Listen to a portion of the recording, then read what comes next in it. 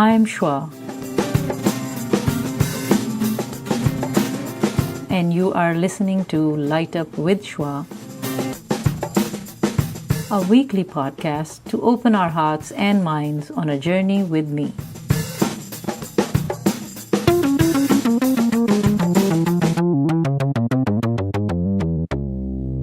Hello, Paresh ji.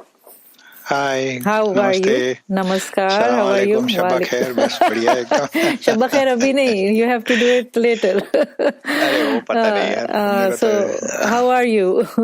I'm just doing fabulous. Okay, Bone please. chilling cold, but otherwise great. That's good. That's good. Please tell me briefly about yourself and what do you do? So, well, now 20 years in USA, naturalized citizen. 15 years we have been staying in Sharon, which is still number one town in USA. From what angle? From Money Magazine, CNN. Oh, okay.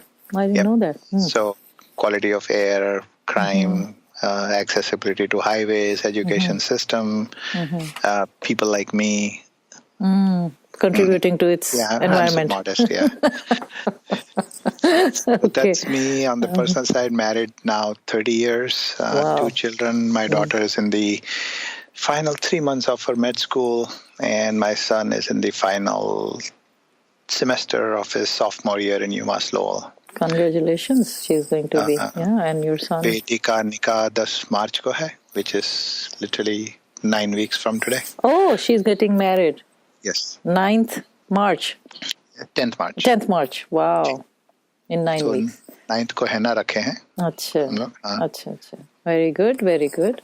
And, Congratulations for as a that profession, also. Yeah, so what I Please, do in the profession, yes. so I'm a database specialist, so basically a geek at heart, and I now manage a team of database specialists here in a company called Nuance Corporation in Burlington, Massachusetts.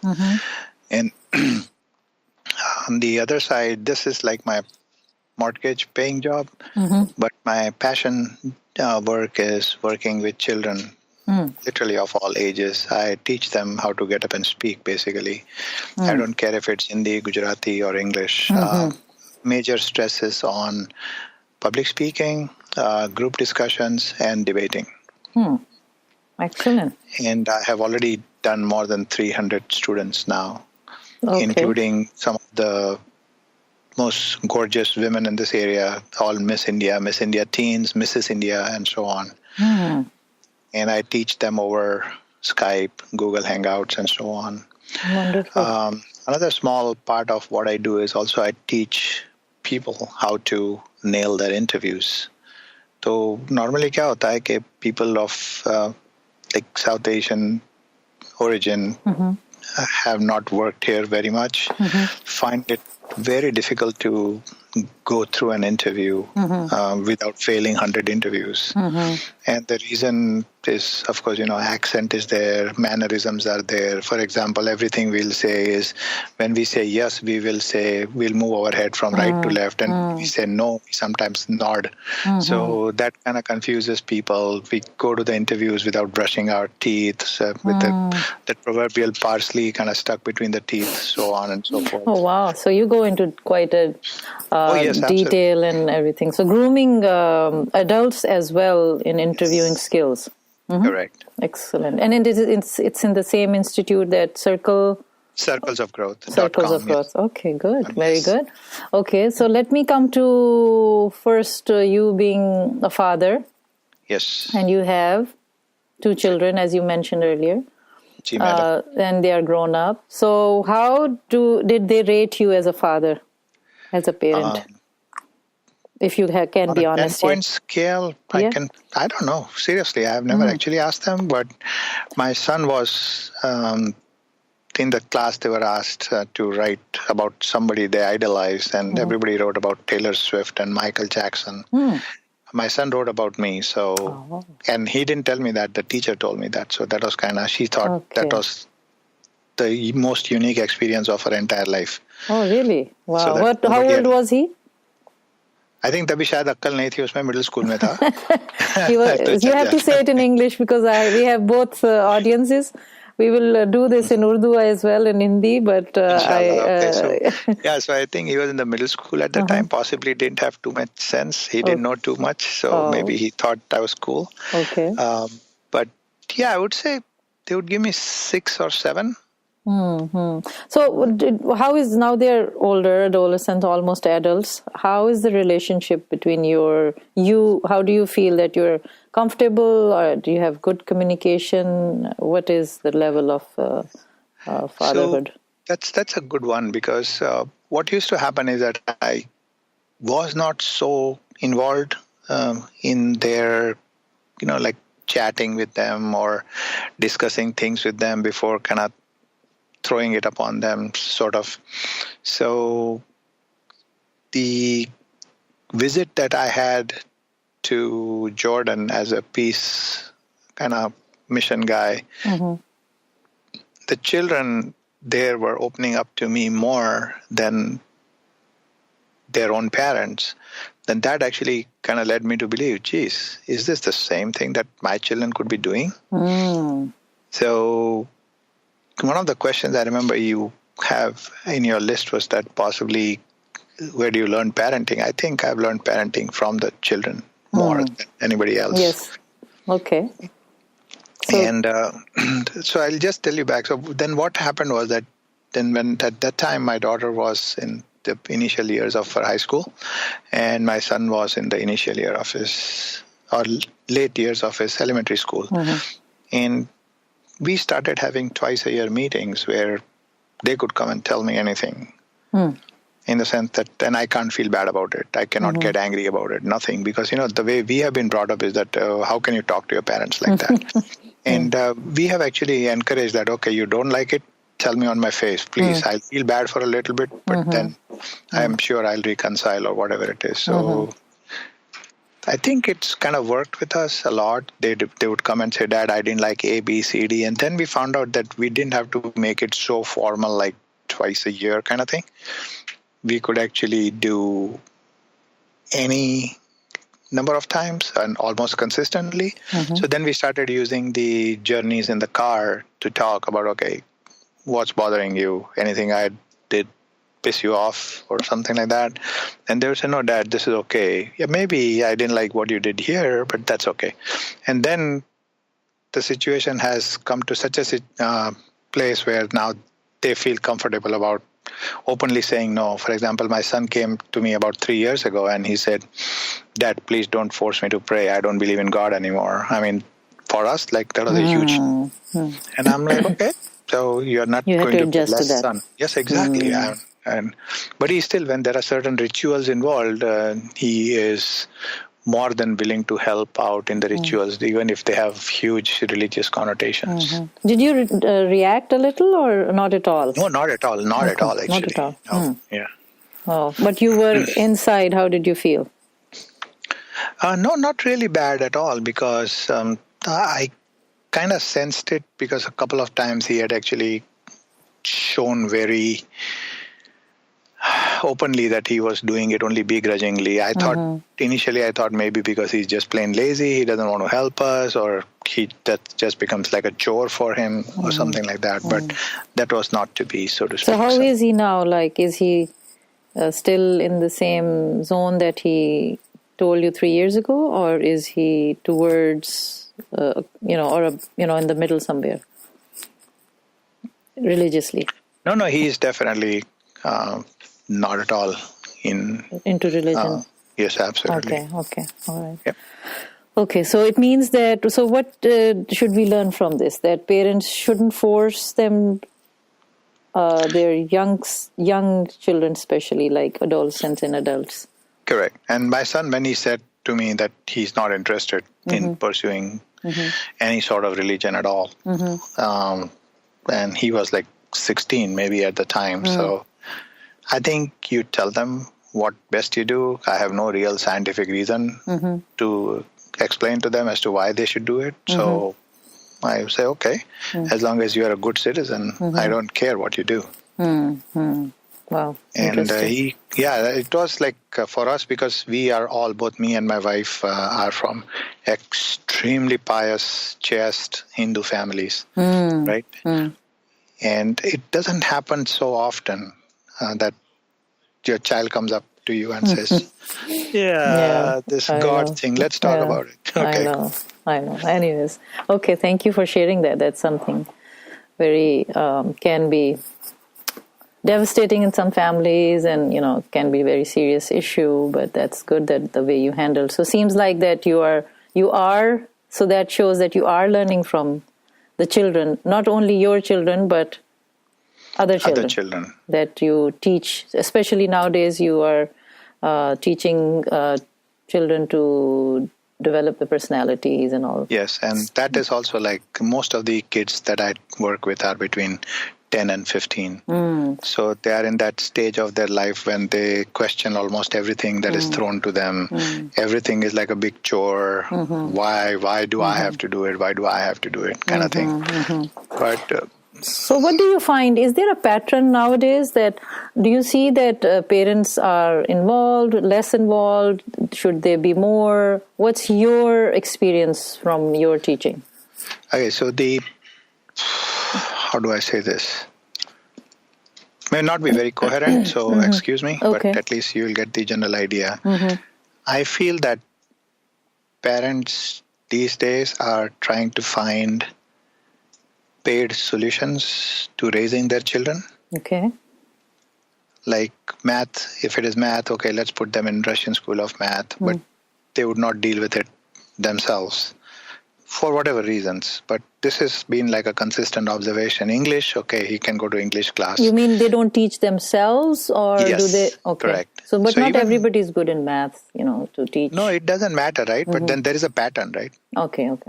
You see where I'm coming from? So, I mean, if you look at it, the parents who come here, right, whether it's Indian, Pakistani, Sri Lankan, right, you're telling me these parents are not good in math? I mean, high school level math, come on. I don't know.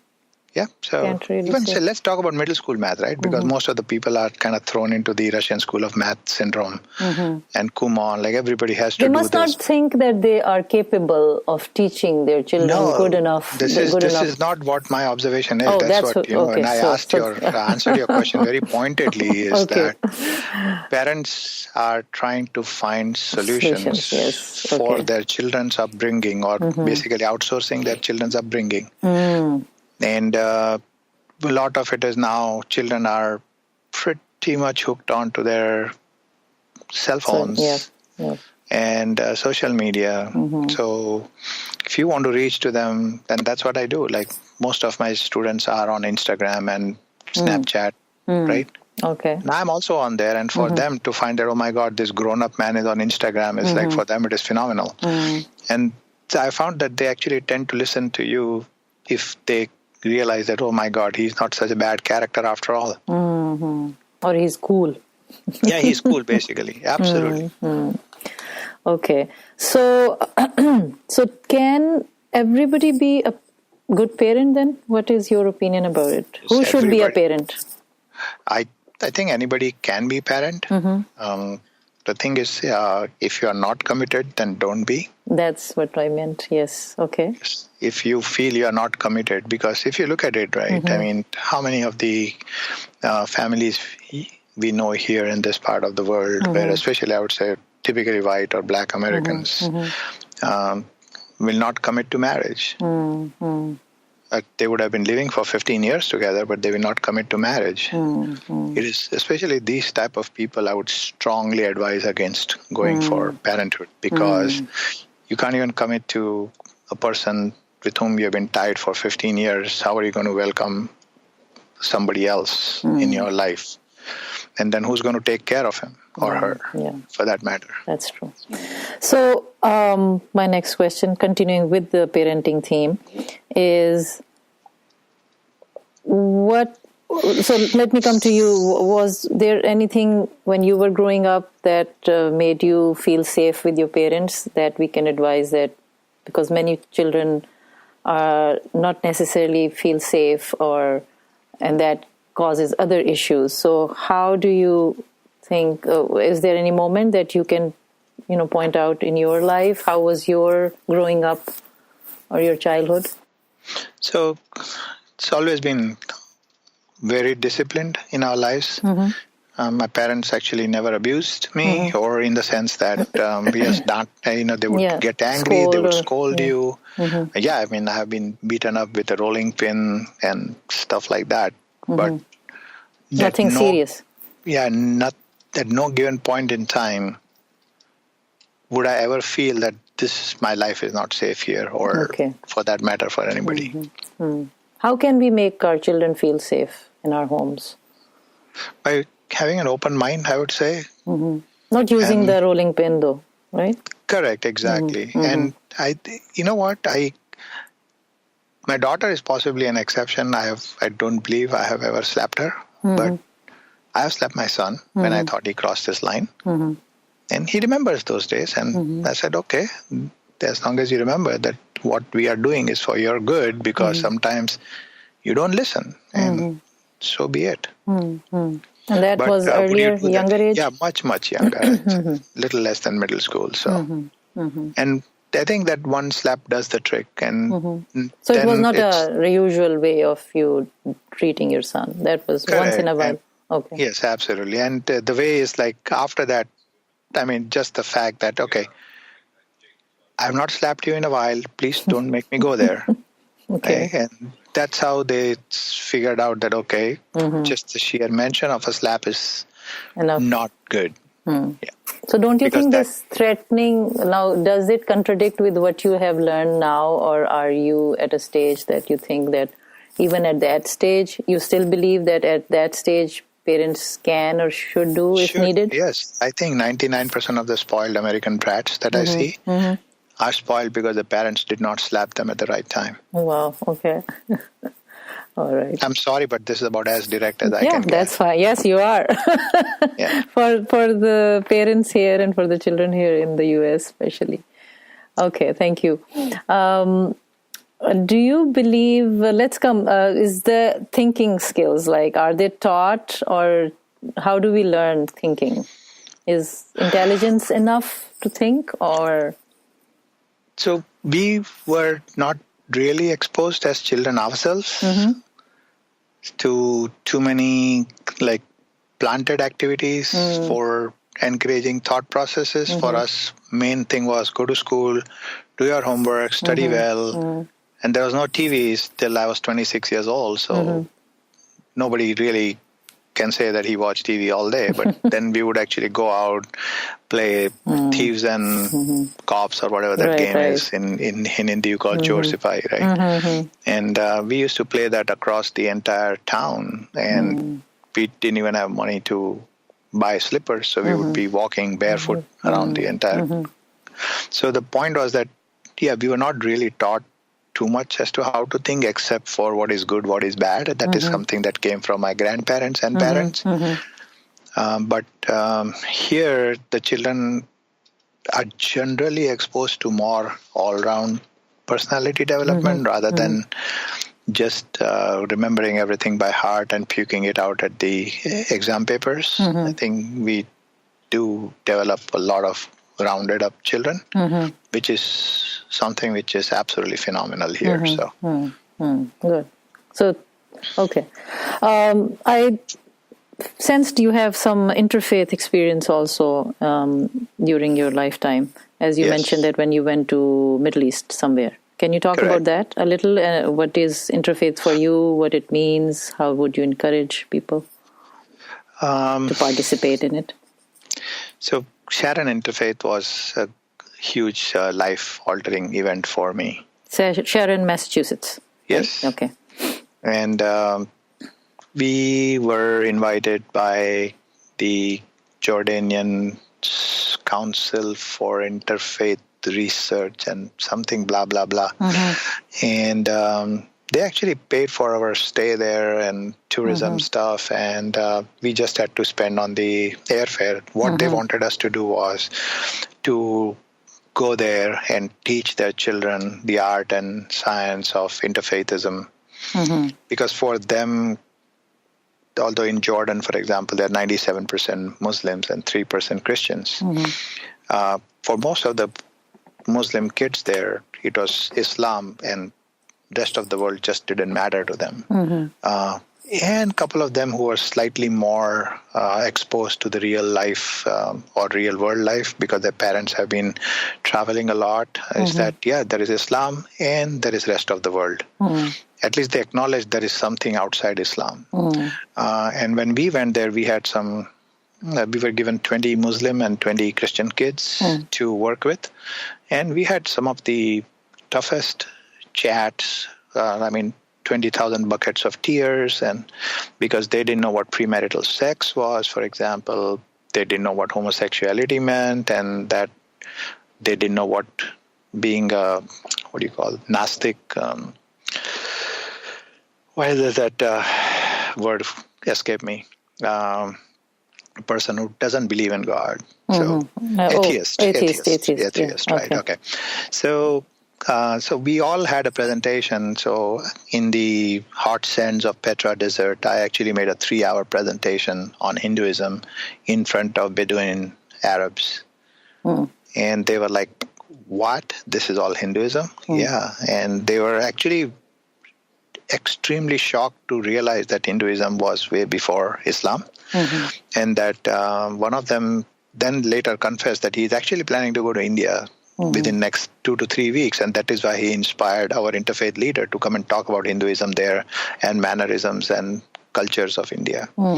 So that was one awesome thing. But the most rewarding experience out of all of this was that these kind of children, less boys, more girls, who actually stuck with me even till today. When they need a job, they would come to me, Daddy, can you tell me what to answer in the interviews?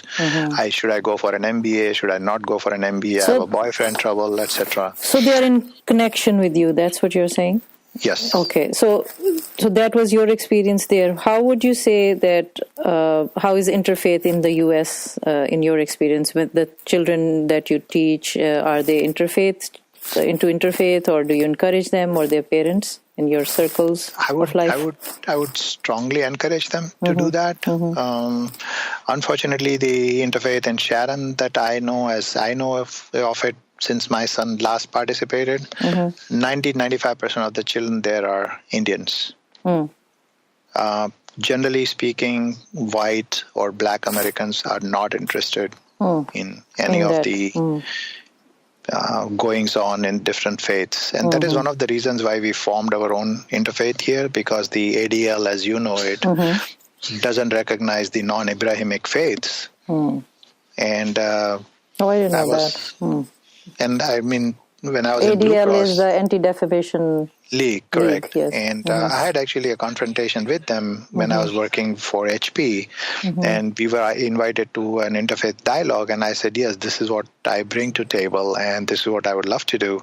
And he says, yeah, but see, we don't welcome Hindus to this. This is only in the for Abrahamic. Jews. It's only for Jews. Okay. Yes, only Jews, Christians, and Muslims. Okay, yeah. Abrahamic for us, nobody else matters. So, I mean, pretty much that was the underlying theme. And so that is what I feel. Most people over here are not interested in interfaithism. Okay, thank you. So let me come to the last leg of questions now. As I can see that, could you tell me what is the value of time for you? I think time supersedes money by a long shot. Spending your time wisely is the best thing we can do. I hate people who say, I don't have time. I do believe that everybody has time. It's just that when people tell that they don't have time, it basically means they don't have time for you. So thank you for taking our time for this today. Yeah, exactly.